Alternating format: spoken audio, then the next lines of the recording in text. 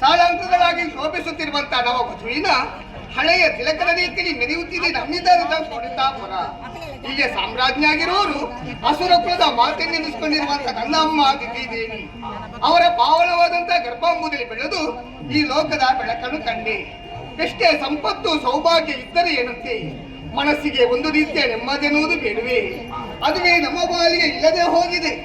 ಕಾರಣ ಕಳೆದುಕೊಂಡಿರುವಂತಹ ಅಣ್ಣಂದಿರ ಬಗ್ಗೆ ನನ್ನ ಅಮ್ಮ ಅಂತಪುರವನ್ನು ಸೇರಿಕೊಂಡು ಕಣ್ಣೀರನ್ನು ಸುರಿಸುತ್ತಾ ಇದ್ರು. ಅವರ ಬಳಿಗೆ ಹೋಗಿ ಧೈರ್ಯದ ಮಾತನ್ನು ಹೇಳಿದೆ. ಅಮ್ಮ, ಮರದಿಂದ ಬಿದ್ದಂತ ಹೂವೊಂದು ಯಾವುದೇ ಕಾರಣಕ್ಕೆ ಮತ್ತೆ ಅದು ಮರವನ್ನು ಸೇರಿಕೊಳ್ಳುವುದಿಲ್ಲ. ಅದೇ ರೀತಿಯಾಗಿ ಕಳೆದುಕೊಂಡಿರುವಂತಹ ಅಣ್ಣಂದಿರ ಬಗ್ಗೆ ಚಿಂತೆ ಮಾಡಿದ್ರೆ ಸತ್ತಂತ ನನ್ನ ಅಣ್ಣಂದಿರು ಮತ್ತೆ ಹುಟ್ಟಿ ಬರುವುದಕ್ಕೆ ಸಾಧ್ಯವೇ ಇಲ್ಲ. ನಮ್ಮ ಅಸುರ ಕುಲ ಏಳಿಗೆಯಾಗಬೇಕು. ಯಾವುದಾದ್ರೂ ದಾರಿ ಇದ್ದರೆ ಹೇಳು, ನಾನು ಮಾಡಿದ್ರೆ ಕೇಳಿಕೊಂಡಾಗ ಅಮ್ಮದು ದಾರಿಯನ್ನು ಸೂಚಿಸಿದವರಿದ್ದಾರೆ. ನೇರವಾಗಿ ಅರಣ್ಯವನ್ನು ಸೇರಿಕೋ ಮಗಳೇ, ಬ್ರಹ್ಮದೇವರನ್ನು ತಪಸ್ಸಿನ ಮೂಲಕ ಮೆಚ್ಚಿಸಿಕೊಂಡು ಅಜೇನಾಗಿರುವಂತಹ ಒಬ್ಬ ಪುತ್ರನು ಬೇಡಿಕೋ ಮಗಳೆಂದು ಹೇಳಿದ್ರು. ಮನೆಯ ಮೊದಲ ಪಾಠಗಳ ಜನನಿ ಮೊದಲ ಗುರು ಅಲ್ವಿ. ಜನನಿಯ ಮಾತನ್ನು ಪಾಲಿಸಬೇಕಿರುವಂತಹ ಉದ್ದೇಶವನ್ನು ಇರಿಸಿಕೊಂಡು ನೇರವಾಗಿ ಅರಣ್ಯವನ್ನು ಸೇರಿಕೊಂಡು ಅವಳಿದ್ದೇನೆ. ಇಲ್ಲಿಗೆ ಬಂದಂತಹ ಸಂದರ್ಭ ಇಲ್ಲಿಯ ಪ್ರಕೃತಿಯ ಸೌಂದರ್ಯವನ್ನು ಕಾಣುವಾಗ ತಪಸ್ಸನ್ನಾಚರಿಸುವುದಕ್ಕೆ ಯೋಗ್ಯವಾದಂತ ಸ್ಥಳ ಎಂಬುದಕ್ಕೆ ತೀರ್ಮಾನ ಮಾಡಿಕೊಂಡವಳಿದ್ದೇನೆ. ತಪಸ್ಸನ್ನು ಮಾಡಬೇಕು, ಹೌದು. ಅದಕ್ಕಿಂತ ಮೊದಲಾಗಿ ನಾನು ನನ್ನ ಬಗ್ಗೆ ಯೋಚನೆಯನ್ನು ಮಾಡಬೇಕಲ್ವೇ? ಕಾಣುವಾಗ ಚಿಲುವಿಕೆಯಿಂದ ಕೂಡಿಕೊಂಡವಳಿದ್ದೇನೆ. ಒಂದು ವೇಳೆ ಇಳೆಯ ಕಾಮುಕರು ನನ್ನನ್ನು ಕಂಡರೆ ಬಿಡುವುದಕ್ಕೆ ಸಾಧ್ಯ ಉಂಟೆ ಹೇಳಿ? ಹಾಗಂತ ಹೇಳಿ ಇಳೆಯ ಕಾಮುಕರ ಬಗ್ಗೆ ಯೋಚನೆ ಮಾಡುವುದು ಅಲ್ವೇ ಅಲ್ಲ ನಾನು. ಆ ಸುಮನಸರು ಯಾವುದೇ ಕಾರಣಕ್ಕೆ ಅಸುರರ ಏಳಿಗೆಯನ್ನು ಬಯಸುವುದಿಲ್ಲ. ಎಲ್ಲರೂ ಹೇಳುವುದೇನು, ಸುಮನಸರಂದ್ರೆ ಹೂವಿನ ಮನಸ್ಸನ್ನು ಹೊಂದಿಕೊಂಡಿದ್ದಾರೆ ಎಂಬುದಾಗಿ. ನಿಜವಾಗಿ ಹೇಳಬೇಕಾದ್ರೆ ಕೆಟ್ಟ ಮನಸ್ಸನ್ನು ಹೊಂದಿಕೊಂಡಿದ್ದಾರೆ. ಒಂದು ವೇಳೆ ನನ್ನ ನಿಜವನ್ನು ಅವರೇ ಅರಿತರೆ ನನ್ನ ತಪಸ್ಸಿಗೆ ವಿಘ್ನವನ್ನು ತಂದೆ ತರುತ್ತಾರೆ. ಹಾಗಿದ್ರೆ ಏನು ಮಾಡುವುದು? ಅವರಿಗೆ ಅರಿವಾಗದಂತೆ ತಪಸ್ಸನ್ನಾಚರಿಸಬೇಕು. ನಮ್ಗೆ ಯಾವ ರೂಪ ಬೇಕಂತ ಬದಲಾಯಿಸುವುದಕ್ಕೆ ಸಾಧ್ಯ ಇರುವ ಕಾರಣವೇ ಈ ಸಂದರ್ಭದಲ್ಲಿ ಈ ರೂಪವಂತಿಯು ಮರೆವಾಚಿ ಇದೋ ಮಹಿಳೆಯ ರೂಪವನ್ನು ತಾಳುತ್ತೇನೆ.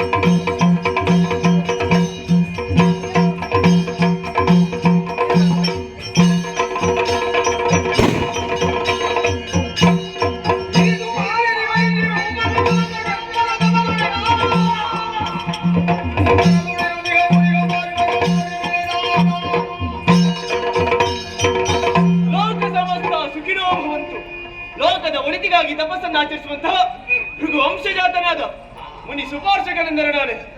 ಎಂದೋ ತಪಸ್ಸನ್ನು ಆಚರಿಸುವುದಕ್ಕೆ ಕುಳಿತವನು ನಾನು. ಒಂದೊಮ್ಮೆಗೆ ನನ್ನ ತಪಸ್ಸಿಗೆ ವಿಘ್ನ ಉಂಟಾಯ್ತಲ್ಲ. ಎತ್ತರಗೊಂಡಂತಹ ನಾನು ಸುತ್ತಲೂ ಕಣ್ಣು ಹಾಯಿಸಿ ನೋಡಿದರೆ ಏನಾಶ್ಚರ್ಯವನ್ನು ಕಾಣುತ್ತಾ ಇದ್ದೇನೆ. ಗಿಡ ಮರಗಳೆಲ್ಲ ಬಾಡಿದೆ, ಸರೋವರಗಳೇ ಬತ್ತಿದೆ. ಆಕಾಶದ ಎತ್ತರಕ್ಕೆ ಹಾರಬೇಕಾದಂತಹ ಹಕ್ಕಿಗಳೆಲ್ಲ ವಿಲವಿಲನೆ ಒದ್ದಾಡಿ ಧರೆಗೆ ಬೀಳುತ್ತಾ ಇದೆ. ಇದೆಲ್ಲ ಯಾಕಾಯ್ತು, ಹೇಗಾಯ್ತು, ಯಾರಿಂದಾಯ್ತು ಎಂಬುದಾಗಿ ಜ್ಞಾನ ದೃಷ್ಟಿಯಿಂದ ನೋಡಿದರೆ ಏನಾಶ್ಚರ್ಯವಿದು. ದಿತಿ ಸುತೆಯಾದಂತಹ ಮಾಲಿನಿಯು ಯೋಗ್ಯ ಸುತನನ್ನು ಪಡೆಬೇಕೆನ್ನುವಂತಹ ಉದ್ದೇಶದಿಂದ ತನ್ನ ನಿಜ ರೂಪವನ್ನೇ ಮರೆಸಿ ಮಹಿಷಿ ರೂಪವನ್ನಂತೂ ತಪಸ್ಸನ್ನಾಚರಿಸುತ್ತಾ ಇದ್ದಾಳೆ. ನಾವೆಲ್ಲ ಲೋಕದ ಒಳಿತಿಗಾಗಿ ತಪಸ್ಸನ್ನಾಚರಿಸುವವರು. ಅದು ಸದುದ್ದೇಶವಾದ ತಪಸ್ಸು, ಇವಳದ್ದು ದುರುದ್ದೇಶವಾದ ತಪಸ್ಸು. ಇವಳು ಮಾಡಿದ ಕಾರ್ಯ ಹೇಗಾಯ್ತು ಗೊತ್ತೇ?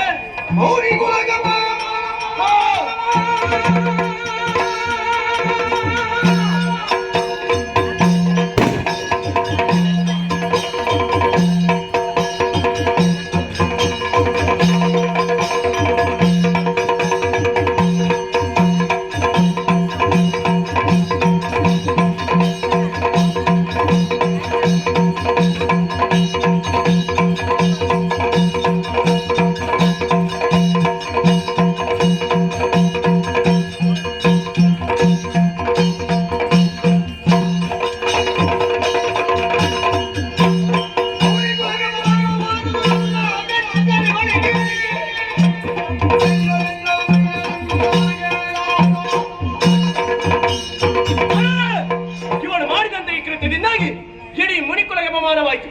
ಮುನಿಕುಲಗೆ ಅಪಮಾನ ಮಾಡಿದಂತ ಇವಳನ್ನು ಹೀಗೆ ಸುಮ್ಮನೆ ಬಿಡುವುದೇ ಇಲ್ಲ.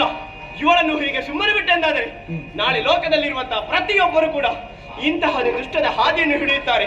ಹಾಗಾಗಬಾರದು. ಇವಳಿಗೆ ತಕ್ಕುದಾದ ಶಿಕ್ಷೆಯಾಗಬೇಕು. ಯಾವ ರೀತಿ? ಇವಳು ತಪಸ್ಸನ್ನು ಆಚರಿಸುವುದು ಹೇಗೆ? ಮಹಿಷಿ ರೂಪದಿಂದಲ್ವೇ?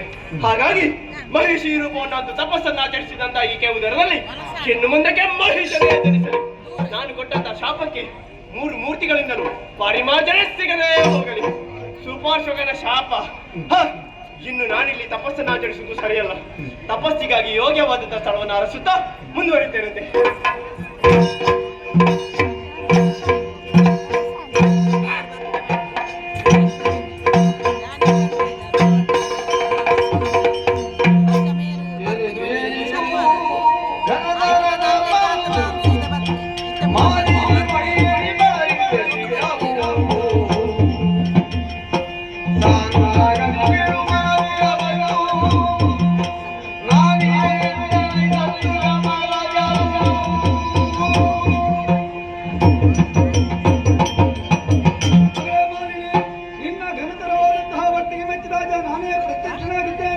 ನಿನ್ನ ಮನದ ವಾಂಚೆಯನ್ನು ಹೇಳಿಕೋ ಮಗಳೇ.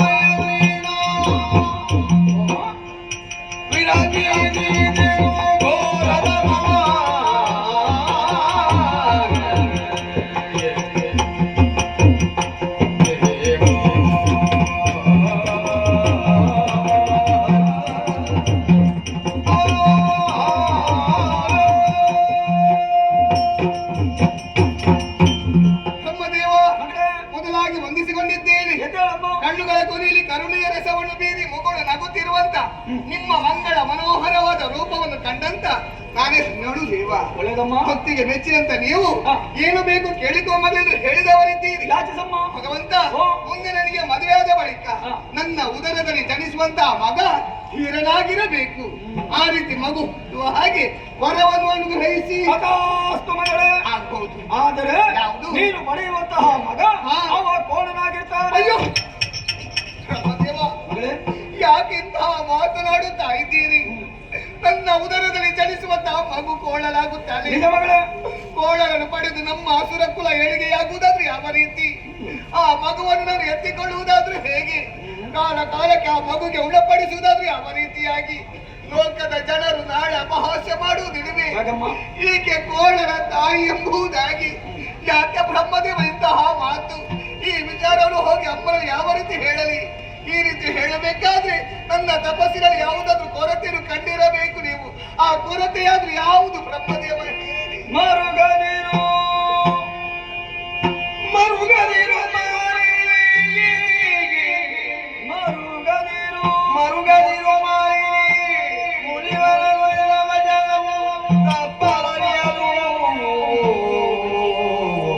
ಆ ಮುನಿವರ ಹೊರೆದ ವಚನವು ತರಳ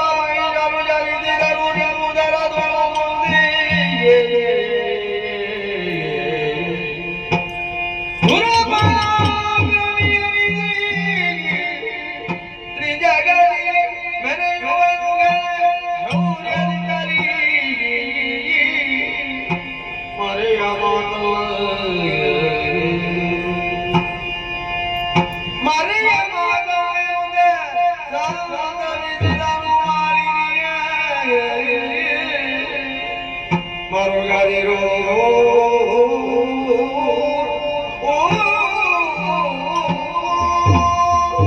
ಮಗಳೇ, ನನ್ನ ಮಾತುಗಳನ್ನು ಕೇಳಿ ನೊಂದೆಯ ಮಗಳೇ. ಮರುಗದಿರು ಮಗಳೇ, ಮರುಗದಿರು. ಹೀಗಾಗುವುದಕ್ಕೆ ಬಲವಾದ ಕಾರಣ ಹೊಂದಿದೆ. ಯಾವುದು? ನೀನು ತಪವನ್ನಾಚರಿಸುವಂತಹ ಈ ಪ್ರದೇಶ ಮುನಿ ಸುಭಾಷಕನ ಆಶ್ರಮಕ್ಕೆ ಸಂಬಂಧಪಟ್ಟಂತಹ ಪ್ರದೇಶವಾಗಿದೆ. ಅದನ್ನು ನೀನು ಈ ರೀತಿಯಾಗಿ ತಪವನ್ನಾಚರಿಸುವಂತಹ ಕ್ರಮವನ್ನು ಕಂಡು ಕುಪಿತಗೊಂಡಂತಹ ಮಹರ್ಷಿಯು ಶಪಿಸಿ ಬಿಟ್ಟಿದ್ದಾರನ್ನು. ಬ್ರಹ್ಮದೇವ, ಮುನಿಗಳು ಕೊಟ್ಟಿರುವಂತಹ ಲೋಪವನ್ನು ಪರಿಹರಿಸುವುದಕ್ಕೆ ನಿಮ್ಮಿಂದ ಆಗುವುದಿಲ್ಲ ಮಗಳೇ. ಯಾಕದು? ಜೊತೆಗೆ ಮತ್ತೊಂದು ಮಾತನಾಡಿ ಬಿಟ್ಟಿದ್ದಾರೆ. ಏನೆಂದು? ನಾನಿತ್ತಂತಹ ಶಾಪಕ್ಕೆ 3 ಮೂರ್ತಿಗಳಿಂದ ಪರಿಮಾರ್ಜನೆ ಸಿಗದೆ ಹೋಗ್ಲಿ. ಹಾಗಿದ್ರೆ ನಾನು ಕೋಳಲಿಗೆ ತಾಯಿ ಆಗಲಿ ಬೇಕೇ? ನೀನು ಕೋಣನಿಗೆ ತಾಯಿ ಆಗಲೇಬೇಕು ಮಗಳೇ. ಯಾಕಮ್ಮ ಕಣ್ಣೀರು? ನೀನು ಪಡೆಯುವಂತಹ ಮಗ ಕೋಣನಾಗಿದ್ರು ಅವ ಜಾಣನಾಗಿರ್ತಾನೆ. ಹೌದೇ? ನಿಜಗ ಒಲವರಾಗ್ತಾನೆ. ಓಹೋ. ಘನ ಕೀರ್ತಿವಂತರಾಗ್ತಾನೆ. ಆಹಾ. ಶುಭಮಸ್ತು. ಜಯ ಜಯ